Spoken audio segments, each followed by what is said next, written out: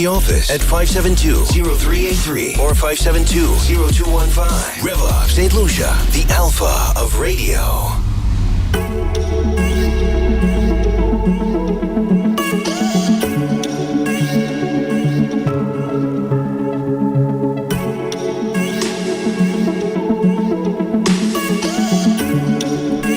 It's now time for Unrestricted, hosted by the lovely Lotus. Lotus, a very good morning to you. Good morning, Andre. Good morning. Good morning to everyone. Good morning to X. Good morning to YouTube, Facebook. Welcome. Online, Radioland, everyone. Yes. Good morning. Welcome to another edition of Unrestricted. Good to see you, Lotus. Good to see you too, Andre. All is well with you and the family? So far, so good. Yeah. So far, so good. I'm praying. It's a strange time, but we're moving. Yes. With the times. Okay. What about you? Yes. Everybody's okay? Yes, everybody's You had a good fine. weekend? Yes, very nice. Okay. Very nice. Mm-hmm. Well, last week we had a really provocative topic. I got so many calls and messages where people were saying they wanted a part 2. So I'm going to, after the play, I'm going to see if we can have a part 2 to that, to continue, because there were some things that I needed to address in the message, and we didn't get to it because of the time constraints. Mm-hmm. So hopefully after the play is on the 27th at the Cultural Center, I think. Yeah. So we will have a part 2 then. But this morning we have a brand new topic. We're going to be talking about rewarding bad behavior, Andre, and the reluctance to reprimand people. Andrew, are you clapping? Because I had to reprimand somebody yesterday for bad behavior. I think that, when I was doing the research for this topic, I realized, and after just having a few discussions about it, I like to talk about our society. We reward people for bad behavior, and we do it it's so prevalent now that we are afraid to even pull up somebody because it has gotten so bad, Andre. Mm-hmm. I mean, when you hear people talking about when children are young, it's the time to discipline them, or it's the time to give them that reprimand so they know what rules are and what values are and how to follow it. And you hear people say all the time, when a tree is grown, you cannot bend it. Mm-hmm. Yes. It's only when it's young you can put a stick to make it face the sun, yes, or change its Somebody trajectory. said, as the twig is bent, so grows the tree. There you go. You understand? And I think we've let a lot of our twigs bend, and even globally, Andre. Globally, if you watch it, many decisions and the things that are happening now, when you hear your colleagues or your family, people are flabbergasted when they see things happening. But the thing is, we've let these things happen for so long that sometimes people don't know how to pull back the reins. You cannot correct them now. You cannot change things now. Mm-hmm. And I think it was Frederick Douglass who said, the prevalence of evil is when good men do nothing. Mm-hmm. And I think we have to be really guilty for that with this topic, because we do nothing. We say nothing. And you will see in the research, just as we go through the topic, we just reward bad behavior, because if you do nothing, people will think it's okay to continue to do. And there are many ways we can show our dissatisfaction. We don't have to fight. We don't have to quarrel. We can protest silently by not going to the thing, by not look at how we voted. That's a big sign of protest. Mm-hmm. Choosing one over the other. You know what I mean? Mm-hmm. So as we go through the topic, you will realize that we continue to reward bad behavior, and we complain now, but we should not complain, because if there is no enforcement, we can have rules. We have so many rules. We have rules. We have bylaws. We have procedures and processes. And I realize that in our society, we believe in a lot of people, a lot of processes. And we think that if the processes are there, then people are adhering to it. But that's not true. You can have your procedures, you can have processes written, and people bypass it all the time. If you do not have enforcement, then your procedures and your processes are futile?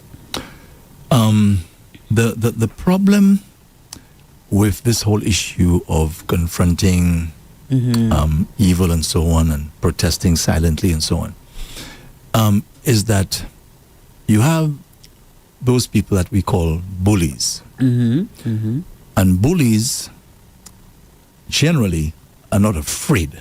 Generally, they project this image of confidence, and especially when they have a few bullies who are surrounding them. So you have a situation. The support. Yeah, right, exactly. You They have are 10 afraid, against Andre. 1. Yep. Actually, the research showed that bullies are very afraid on the inside. Well, we'll get It's to the that. support they get. We'll get to that in a second. So, Yeah. so listen to what I'm saying. Okay, so you have the bully, the main bully, supported by 10 lesser bullies.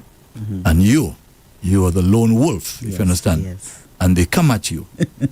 And you're afraid. I remember when I was a young fella, there was a certain guy that was a bully. And when we're in the seawater, he'd come and he'd tell you to take a duck. In other words, duck yourself.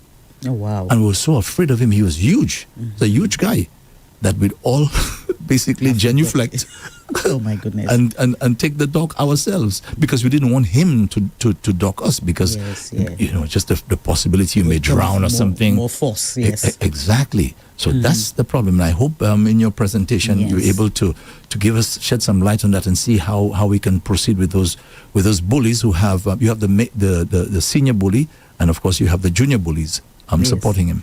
Yes, or her. but it's not necessarily always the junior bullies, and that's what we're going to see, is that people we are quick to follow, and we ourselves cannot stand on our own 2 feet. A lot of us we follow, we join the bully gang, and it's not that some of us believe in it, is that we are so afraid to be singled out, or like you say, to be the lone wolf. We are so afraid and to be afraid of the consequences. Yes, because so we join. For example, you know, the whole geopolitics thing, and I'm talking about Donald Trump, who's a bully. I mean, it's clear he's a bully. And you have countries like China. China doesn't really want to go to war, but China knows it's powerful. So China was able to respond now to these taxes that he imposed on all countries and so on, 100% and 200% and this sort of thing, right? Now he kind of backed down. Now in Iran is standing up. However, Iran is taking a lot of blows, albeit they're standing up, and that's where we have the problem, because we are afraid now of the consequences, and sometimes the consequences don't even affect us; it affects innocent people, as you see happening in Iran. There's a domino effect. Thousands of Andre. people are being killed. There is you a understand? domino effect. Because they're standing up to the bully. It's like a ripple. It's when you send a stone in the water, Andre, that ripple goes so far you don't know where it stops. So it's not that we are not affected. Everybody is going to be affected with some of the things that are happening. So I mean, when you reward bad behavior, at the end of the day, there's never a good outcome, right? Rewarding bad behavior while expecting better outcomes is a counterproductive cycle, often driven by short-term convenience, resulting in the reinforcement of undesirable actions and diminished long-term results. Right? So it's called, sometimes they call this enabling, where a solution makes the problem worse. Right? It teaches individuals to expect rewards for poor behavior, ultimately lowering intrinsic motivation and damaging relationships. The reluctance to reprimand others for bad behavior in society is driven by a combination of fear, psychological biases, and social dynamics. So while social norms require enforcement to maintain order, people often refrain from acting due to the perceived risk of retaliation and belief that someone else will intervene and the discomfort of direct conflict. So many times people there's a reluctance for people to reprimand others because they fear what will happen. They don't know what the repercussions will be. Is the fear unfounded? Is it unfounded? No, it's not sometimes, especially when there's a breakdown in the system. So some people are legitimately afraid, Andre. If we continue to accept bad behavior and you join the gang and you say nothing, it means that the modus operandi is the bad behavior has taken over the standard, right? The bad behavior is what everybody is accepting. So the standard is no longer, existing. The standard is there, but nobody is following the standard. And when people are doing things that are not right, and you begin to follow them, it changes the standard to the bad behavior. The bad behavior is now the standard. And so people are afraid to now push the boundaries and say, no, this is wrong, and we cannot do this. And now we have a society where silence is glorified, and we have become more silent because we have not been able to reprimand for bad behavior. We have not been able to enforce. So now nobody says anything, and it continues to happen. Let me give you a story. Okay? I love your stories, by the way. Thank you. There was a slave called Nat Turner. Okay? Yes, I've heard. Yeah. His name was Nat Turner. And Nat Turner was he was a talented guy, albeit he's a slave, but he was talented. Just like today, when you look at how black people are able to match, some of the best, because we are naturally endowed. God gave everybody these talents. So Nat Turner now, a talented guy, so he became a preacher. And he was doing what we're talking about here today, trying to encourage the black people to rise up against the slave masters and so on. And he was able to swing a few with him, and they gang up, and they went to the home of the slave master, and they massacred quite a few, because they want to get out. They want to escape. Yeah. So they massacred quite a few. In fact, they actually, and I put it as it is, murdered children and all. Okay, and he was caught. Eventually, he was caught. They taught him a lesson. In other words, I'm going to teach you a lesson to ensure that you never try that again, and nobody who's around you can ever think about something like that. Okay? So you can read the story about Nat Turner. Okay? So that's what I'm talking about. He went up against the system, but the consequences, the what he had to lose, his life, right? And it didn't really help in the final analysis, because slavery still continued for many years after that. But the thing is, these were actions that began a movement. In spite of these were actions that began. That is true. But are we prepared now for the price? Well, that's the thing, Andre. If you listen to many scholars now, they say that we will never have a Martin Luther King. We will never have a Malcolm X again. We will never have. There's certain things that we accept for so long that we have no courage. Our courage is zero. And it doesn't mean that there are not consequences, and like you say, sometimes we have to pay with our lives. But where is the courage? Where is the courage to say no? And most times, if you really think about it, the things we're talking about here today, your life is not threatened. In a lot of cliques and a lot of situations where people, reward people for bad behavior, there is victimization. You might end up losing your job. You might end up losing friends. These are the things. But at what cost? So we stay. I know we want our jobs, but we continue to put ourselves through such a wickedness because we see the things that are wrong and we continue to encourage it, and then we cry in secret. We cry in secret. We are hurting because we were not made to. But we have to say something. But you understand why we don't do it? Well, yeah, that's what we're talking about. Because we reward the bad behavior and we don't do it because of a few things, like we said there, the fear, the biases. We have nepotism, which is really bad in our society now. We give our friends jobs all the time. Now, that's not to say, because of the size of our society, I'm not saying you cannot hire your friend. And family. But if you hire your friend and family, the output must be such that it is reflective of the love and respect they have for you, which is not the case. So you hire your friends are doing nothing, they're just stealing the money. You see what I'm saying? You hire your friends, the objective of why you hire them is not being met. As a matter of fact, it may be even done deliberately. But that doesn't make sense, Andre. What I mean is that the person that you're hiring, you can get something out of what the person is stealing. You understand? So you place that person there. So these are the things. We have to talk against these things. We have to talk against these things. What are we doing? We sit and we say nothing, or we join the merry band to get a little something out of it as well. And I think when it gets to a place of almost like a cesspool, like a pus, Andre, that's what we have to deal with. So when a lot of us start to quarrel and cry on the side, and it's because we have stayed and we have let things get to a place where it's almost irreparable damage has been done. And we cannot reverse. It's almost like you cannot reverse it when you continue to let it happen. That's what I'm saying. So today we're talking about if you continue to reward bad behavior and you don't know how to reprimand, or you don't take a stand to reprimand, then whatever you are building is going to break. It's going to be broken down to nothing. It will happen. And then there's nothing you can do. I mean, look at our society. When we talk about violent behavior, the reasons why people turn to violence is because we have not taught people conflict resolution. We have not taught people how to say no. We have not taught people when they've done something that is wrong, you cannot be rewarded for it. We have not taught people that. We continue to turn a blind eye, and then people have no option. Some people get angry before you speak to them. In 2 minutes, they reach a boiling point already. Mm-hmm. Why? Because there was never the journey of reconciliation, the journey of sitting and saying, what you did was wrong. What you did was wrong, and we're not going to tolerate it.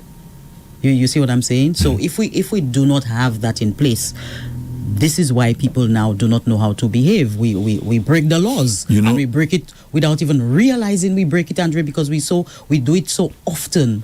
Talking about doing often, the number of times, especially now with the situation of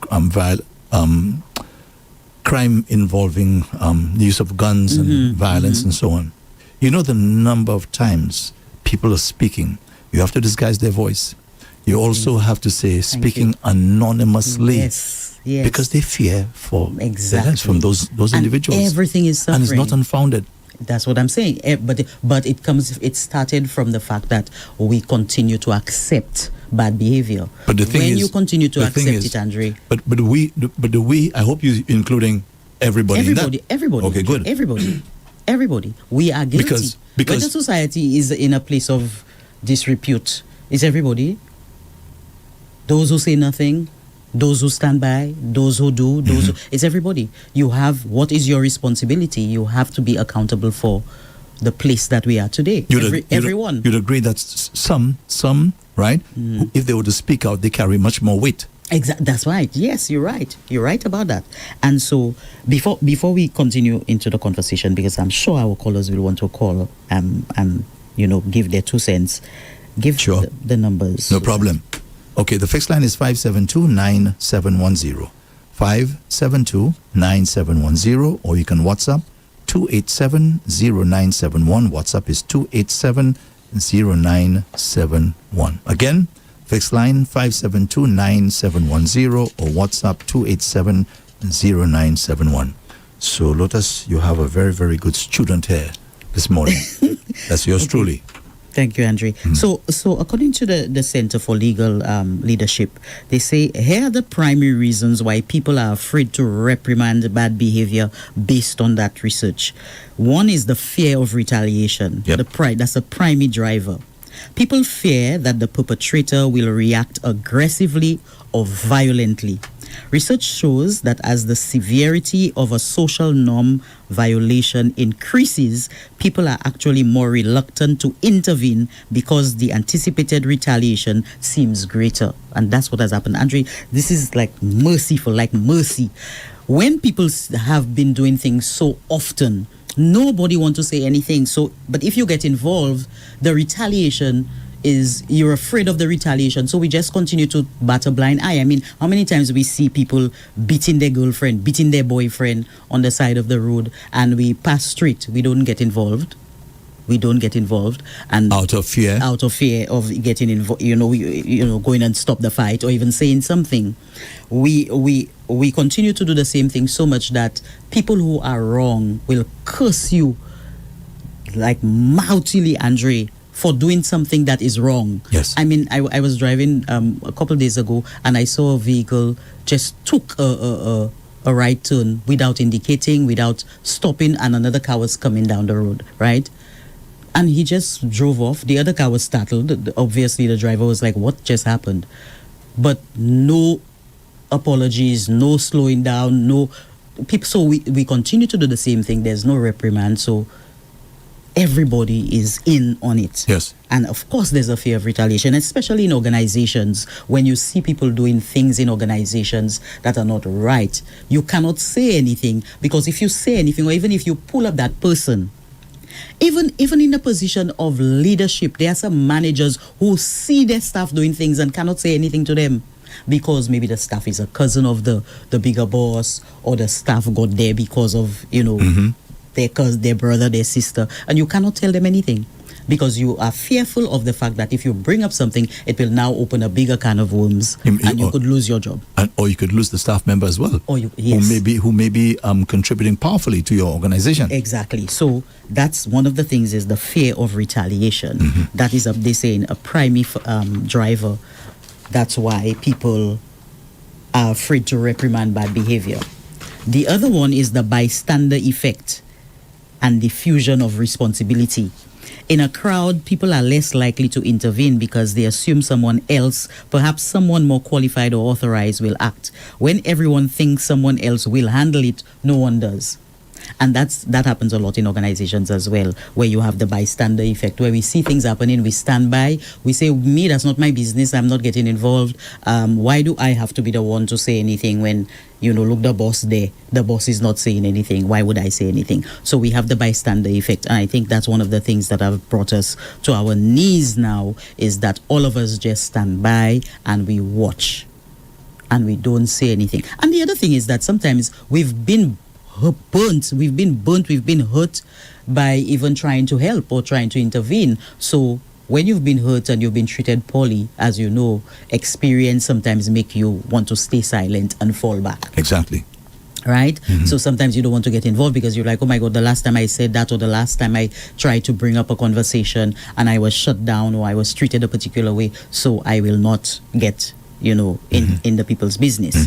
So that is the bystander effect. And I have to add to that, it's a part of us being broken down, especially where our confidence and our strength is, when it as it pertains to breaking rules and not following standards. Because some of us back in the day would have stood up, even though nobody stands up. Some of us would come. That is why we had some of those movements where somebody says, no, you cannot do that to this person, I will stand up. And somebody else, again, bystander, domino effect, somebody else says, I support this, and everybody stood up. And then this person can say, okay, I will not do this again.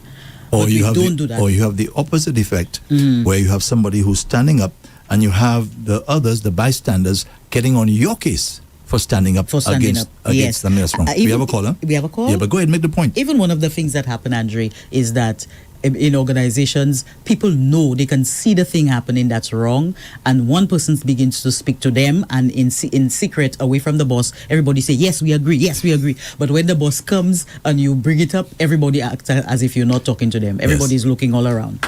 Okay, remember, this is Unrestricted. Hello, good morning. Welcome to Unrestricted. Hello, good morning, Lotus. Good morning, Andre. Hi, good morning. You, Andre, before I make my contribution, I'd appreciate if you could put the office number on WhatsApp, on the WhatsApp. I wanted to call the office, not the thing only, but I still want to make a contribution. Well, I can give you the number now if you want. Oh, well, I'm kind of unable to. Okay, well, when you're done, I'll announce it. Okay. All right. All right. Yes. So thank you, Lotus, for this topic. Yes. I think St. Lucia is in a cesspool of this very topic that you describe in there. We are definitely in a very, very bad state where nepotism, where reprisals, where all kinds of things is rich, except for the good things that are really supposed to be happening to make a society a strong and good place to be. We are definitely in a bad place. Politically, it is so bad. that nobody, well, I don't want to say nobody, because we do have voices out there that are speaking about the ills that we have in this country.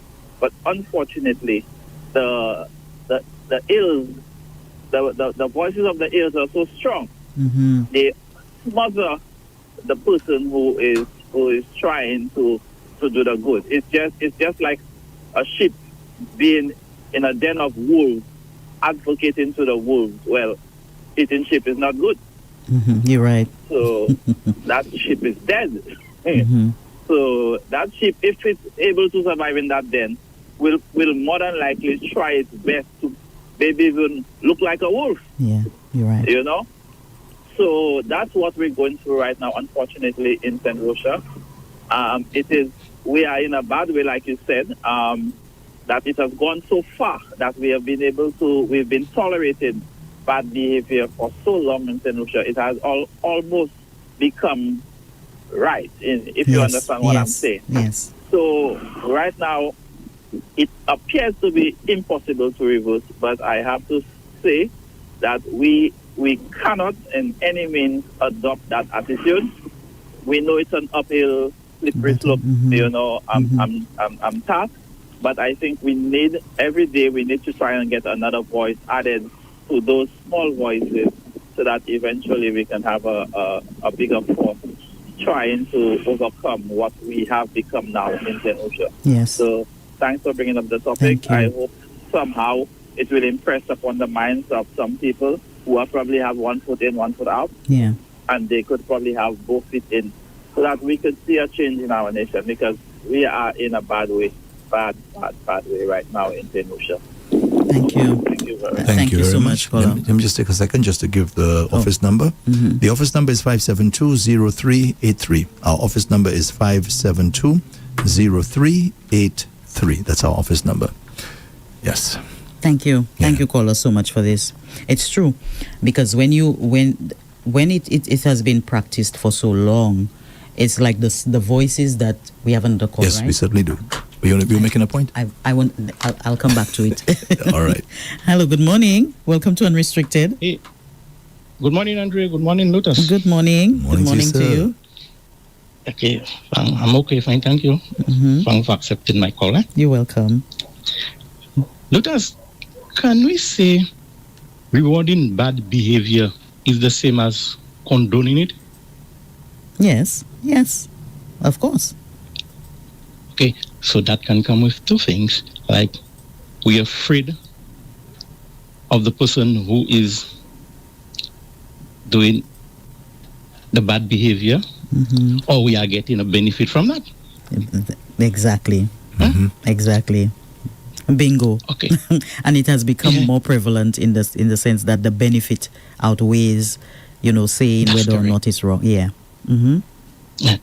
No, I really don't know. Man. See, I'm in my 60s already. I don't know, and I can't do much. I don't know what we can do to reverse that, Because to me, the bad behavior Mm-hmm. is from the minority.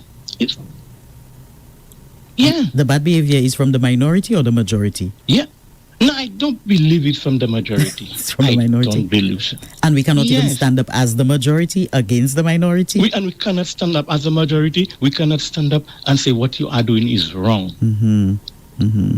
But for example, look at the homicide. Look at the killing. It's a minority that is putting the majority. Mm-hmm. Putting the majority insurrection. Yes. You see? So I don't know. I see it's either we're afraid or we are getting a benefit from the minority who is behaving bad. Okay, Mikey. Thank you so much. Welcome. Yeah. And he makes a very good point there, because with the minority, a lot of times, if you look at the rich is the minority. The rich, the powerful is the minority, but the amount of power, you see, that's the power, the money, the majority who we do not have. Some people feel that they need to take to allow things. So it's a matter of our own ethics, our own personal values sometimes that prevent us from saying no to bad behavior or to even, reprimand it. There's also, they're saying, the pluralistic ignorance, where people often look to others to see how to react to a situation. If everyone is quietly observing bad behavior. Sorry, Lotus, you have a call? We have a call? Yes. I know you want me to disturb you. Mm-hmm. Good morning. Good morning. Welcome to Unrestricted. Yeah, hi, good day. Hi, good day. Good day, Andre. Good morning to you. All is well there? I'm great. All very, right. very good topic. Thank you. And I think Andre and I have touched on such topics already, especially in connection to prophecy as to, indicators as to what's taking place, in the world nowadays, Mm-hmm. And one of the indicators of the attitudes, basically, or the signs of the times for us, for those who are looking towards this, not everybody has that dispensation, but in Matthew 24, I'm not sure if you're familiar with it, Brother Paul, verse 12, where it speaks about when iniquity abounds, the love of many wax cold. When lawlessness abounds, the love of many wax cold. So we have been are being nurtured to become desensitized to a lot of things. Yes. And my question before I continue to you, do you think that because of the release of the Epstein files, that everything is out in the open, anybody can go on the what they call it, Department of Justice, and look up these files for themselves and find out, because a lot of people, a lot of senators, a lot of people are bringing that information out, and you're hearing a lot of things, a lot of demonic things, a lot of things that have been perpetrated against vulnerable people, young people, children, drinking of blood, eating of organs, satanic things, rituals, what they call it, statues of Baal, worshipping all kind of, stuff that you don't normally hear. But a lot of us knew things like that was going on. But now that it's out in the open and nothing is happening, do you think, like all of the crimes that we see happening, that's nothing being done, do you think it's a form of psychological desensitization to the general public? It is. It is. You're right. It is. I believe that. And I also believe it is a gateway to allow bad behavior and no reprimand. And it's also going to incentivize people. Because if you reward criminals, right, and some people are not involved in criminality, then they will feel like, what's a little breaking of a law, or what's a little running of the light, what's a little stealing in somebody's house? Let me hold up this person. Let me continue to do these things because they're not as egregious as drinking blood of a child, right? So that is a very serious question that you're asking, because to that extent that we were not seeing the reprimand, or we're not hearing of the reprimand, I think it opens a lot of doors for us to believe that we can continue to live how we are living, in terms of not doing the right thing and getting away with it. So that's my whole take on this whole idea, because it's only going to get worse from now on. And I think, Andre, you and I have been having discussions whereby many you times have to take care of yourself personally. Remember I was telling you about the gardening and the exercising and the, keeping your body active, keeping your mental state, keeping, all of these things, because you go out there and if you don't condition your mind to know that you're going to bounce up with an idiot on the road, you understand where I'm coming from? If you're going to be surprised by that, don't be anymore. Just anticipate it. You understand? Yes. It will help with your own mental sanity, because the way things are happening on the road, the way people are risking your own life. I'm a cyclist, and I can tell you, people don't care about your human life. We move with zero care. We move with exactly. zero care. So that's my point. So when nothing happens, what's going to happen one day? All of us are going to just retaliate for a simple fender bender. Somebody's going to pull out a gun. Somebody's going to pull out a cutlass. We're going to start. 1,000 police officers not going to be enough. for that kind of destructiveness that's going to be coming, and at what point would that bubble burst? Yes. And that's why it's important, like I was telling Andre, you have your little solitude at home, your little paradise. If bad things happening out there, you can stay at home and say, well, let me harvest what I have, let me eat what I have. So all of these things are ways of preparing you for what is to come, and it will come. I'm not going to prophesy when, but scriptures has told us that these will be markers of the end times, amongst other things, the wars and the rumors of the wars. And again, we've seen all of these injustices, like I was speaking about, happening on an international level. Yes, people engaging right. in genocide and nothing for that.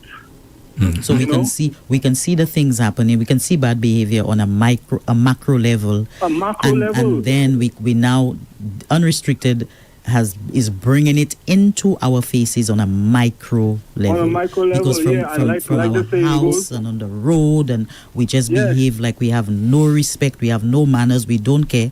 And like you say, if we see these things happening on a macro level and there's no reprimand, when it comes down to our doorstep, we feel that it's okay to continue to do what we're doing.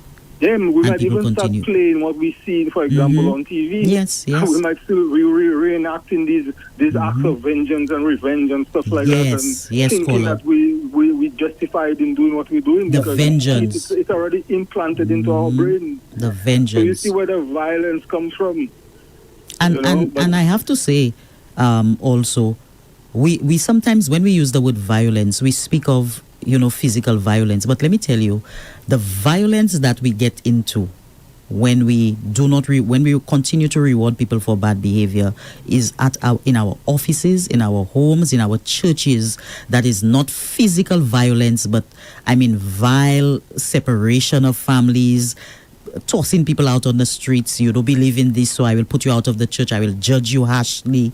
I will make you lose your job if you answer back to something that I'm doing that is not right. The violence is not physical, but I think sometimes we do not talk about that level of violence that we really need to talk about. That's where it starts, and then it trickles into the big violence that we see happening. Yeah, well, very good topic once again, and I think topics like that needs to be discussed, especially nowadays, so people can diffuse and realize what's taking place with our mental health, eating right, sunlight, exercise, Brother Paul, the things we always preaching.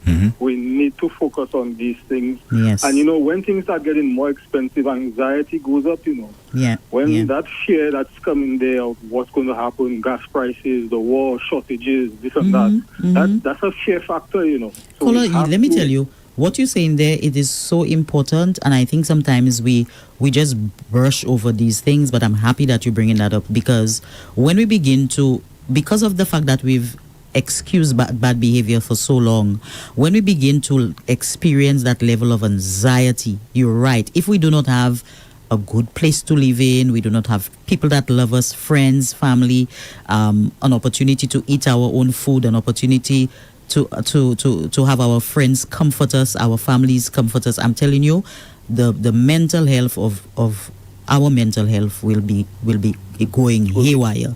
I think we will have a lot of people with issues because we're not trying to do the right thing so we can, get better. Yeah. All right. Well, thanks very much for listening. Thank you so much. Yeah, no problem. Right, Thank you so much. Thank you for calling. Yes. Alrighty. Bye-bye. I appreciate that. For sure. He brought up some really good points there, Andre. When we continue to, and one of the things though I want us to also understand is that, at least that's my opinion, I think away from the Bible and prophecy, logical bad behavior begets critical rewards. Like, you pay for it, Andre. The Bible don't have to tell you, or prophecy do not have to tell you that if you continue to lie, steal, do bubble, treat people badly, that things are not gonna break down. It will break down. The Bible don't have to tell you that. It's just automatic. Okay, you have a call. Hello, good morning. Welcome to Unrestricted. Andre, Paul, and Lotus. Good morning. How are you? Good morning to you, sir. Thanks for calling. We're well. How about you? I am doing okay. All right. For now, a little cold, but it's going away. Okay. When I said cold, I mean the weather. Okay. Now, have you all seen the picture where they showing you the white man is Jesus Christ and the black man is the devil? There are many of them. I guess. Now, do you know that's not correct? Because they try and show that black people are bad and white people are the best. And that's not true. We have both bad in black and white. Mm-hmm. And you know, this man there, I will not mention his name, but you know, he's the devil, in America. Because it's only the devil that do bad things. God does not do bad things. I don't know. Things are getting so bad. And you know, whatever happens in America, it affects the whole world. I don't know how long it will continue like this. Mm-hmm. And I don't have much to say. Okay. But that's just my contribution on it. Thank okay, you. my brother. Thank you so much. Thank you very much, as always. Yes. Yeah, man. Mhm. So we were talking about the fact that we were looking at a few reasons why people were afraid to reprimand, and one of the other ones was the social discomfort. Of course, people, not my business mentality. Many people prioritize comfort and avoid confrontation. They feel it is none of their business, or the fear of being seen as intrusive or high-strung. The evaluation apprehension, people often hold back because they worry about being judged by others watching the scene, or they fear making a social blunder by misrepresenting the situation. And the normalization of bad behavior. When antisocial behavior becomes common, witnesses may rationalize it as unavoidable. And I think one of the things we do a lot is rationalize bad behavior. A lot of us say, oh, well, that's not so bad, or why you think it's like that. So we are always trying to defend something that is not good.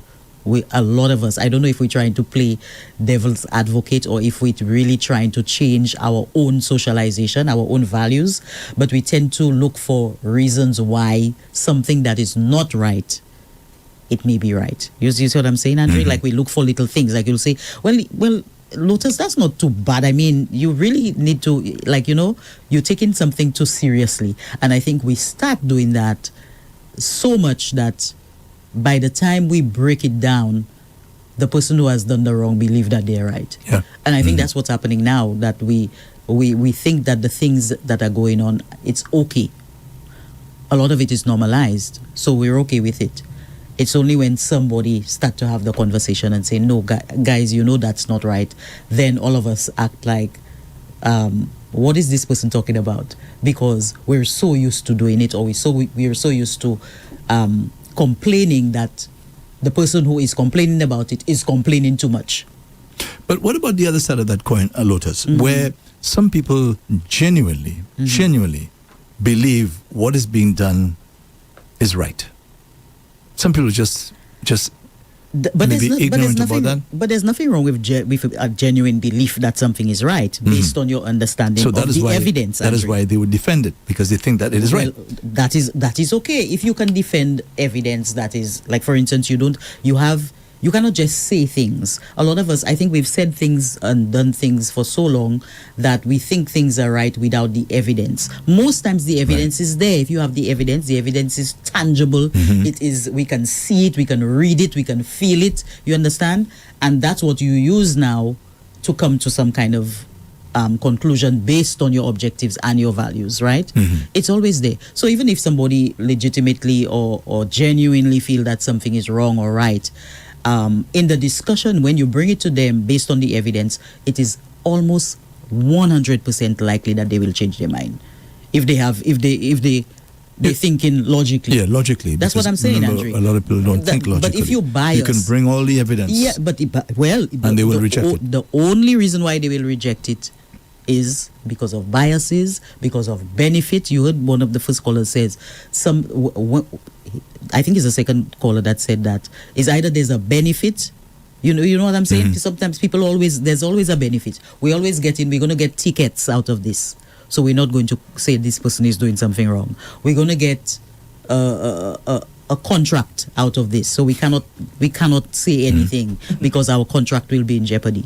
Especially when I didn't get a contract for 5 years. You see what I mean? So, that's what I'm saying. And these things continue to perpetuate, the bad behavior. We talk about workplace considerations. In professional settings, this hesitation is often compounded by fear of damaging relationships, receiving negative performance reviews, or being labeled as not a team player. And that is very common, Andre. Sometimes people are working in an organization, they see the things happening, they say nothing because they do not want to, mess up their relationships or to receive a bad performance review. Could you imagine somebody could attack your performance if you do not agree with something that is wrong? Yes, correct. You see what I'm saying? So all the time you're working with the company and you're doing a good job, once you say something is wrong, then your performance is being attacked. All of a sudden, you're getting emails that you were doing a great job. All of a sudden, there's always something wrong with your job. There's always something, going awry, an attack on your performance. And so what this is saying is that a lot of us, to avoid that, sometimes we don't even say anything. Exactly. And, one of the sad things, I mentioned that a little earlier on, is that sometimes you have a bad player and nobody can say anything to that person. All of us just sit and we just accept that. That's correct. I mean, and I'm seeing a lot, Andre, because I also do training, and I see a lot of, organizations where we are afraid to fire people. We let the person behave badly for so long that when we pull up the person is so wrong and strong that they have all the legal ramifications against the company. They bring their lawyers, they bring their, you understand? In fact, they threaten to. They threaten. Yeah. So, but that's the thing. That's what we don't understand. When you continue to feed the beast, Andre, you continue to feed the beast, what do you expect will happen? Wouldn't the beast become more ferocious? And a bigger beast? We continue to feed that. We continue to stroke that person's ego. There are people who treat their staff so badly, nobody says anything. They sit in a review with the person, and we lie to each other because we're so afraid. So the bad behavior continues. We cannot say, well, no, I'm not happy with how you've been speaking with me. I'm not happy with how you treat me. You shout at me for no reason. I think that's something we can work on. Even that, we cannot even tell the person how we really feel for fear of victimization. And when we continue to feed these bad behaviors, there's nothing we can do. You hear people say all the time that they cannot fire people in government. Yes. When they cannot take it again, they transfer the problem. Yeah. But the problem still remains, Andre. So you're taking the problem out from Unit A and you're sending the problem to Unit F. And Unit F now begins to suffer. They take the problem out of Unit F and they send it to C. You know what I mean? And so the problem is being transferred all the time. And are we making any progress? Zero progress. We're just getting worse and worse and worse. And when something is sick, when a nation is sick or when a society becomes sick, just if you bring it down to yourself, when you're sick, if you're not going to the doctor, Andre, you get worse, Very rarely. I mean, if you have something that is not serious, maybe you can drink a cup of tea, you rub something and it goes away. But if you have something that keeps recurring, if you don't go to the doctor, it will throw you down. You have another call? Oh, we do? Yes. So this is Unrestricted. Hello, good morning. Welcome to Unrestricted. Hello? Okay. We lose that person? I was just about to ask the person if they reprimand. Okay. They're calling again? Bad behavior. Hello. Good morning. Hello, good morning. Hello. Okay, you're not ready yet. I enjoy the way you say that. Yeah. And so must be an ex of yours. maybe. From from the Spencer Greenberg website, they talk about the 4 forces that tend to promote or impede ethical behavior. So one, they're saying the things that make us not, make us not want to chase ethical behavior. One is our emotions, how we feel about things. The vast majority of us experience empathy and compassion. We tend to feel happy when seeing others happy and feel bad when others are suffering. These feelings guide our ethical behavior at an interpersonal level, causing pro-social behavior. For instance, people who behave kindly tend to have more compassion than average. So our emotion really drive how we see things. You understand? One of the things that drive us or impede our ethical behavior is our emotion. 2, they're talking about mimicry. Most of the times, most of us copy the behavior of our social peers without even thinking. So sometimes we do things like everybody else. We don't even think about it. We just follow the crowd. If everyone stands up, we'll stand up. If everyone dangles a funny piece of fabric around their necks, we'll do it too. Copying seems to be deeply rooted in us. Social mimicry limits bad behaviors that aren't the sort of things that our peers do. For instance, in most subcultures, punching someone when you feel angry is considered wildly inappropriate. So mimicry in this case can reduce violence, right? But the basis for this is telling us that we follow fashion. We do not lead at all. We cannot stand up for ourselves, and we hate the sad part about it is that we hate those people who stand up for themselves. Exactly. Like I mean, I don't understand. And not only stand up for themselves, stand up for others. For others. And you have a group of people who are attacking you now for standing up for somebody. We ostracize those who stand up for themselves. And I'm sure those in society who have stood up for themselves can tell you that if not for their strength and their own resolve, they would have been like just removed from every situation. Because people feel that it's better to victimize you if you stand up for yourself or you stand up for others. It's better to victimize you, get rid of you because you don't believe in what they're doing. Yes. And also sometimes I wouldn't say attacked, but you're criticized for showing compassion. Of course, Andre. You're criticized for that. You shouldn't be doing it. You shouldn't be doing it. Or if you're going to do it, not to those people, right? The person who's doing the criticizing, they want you to show compassion to them. To them, yes, to choose them. Yeah. Well, to accept the wrong. So, exactly. So you cannot get away from it.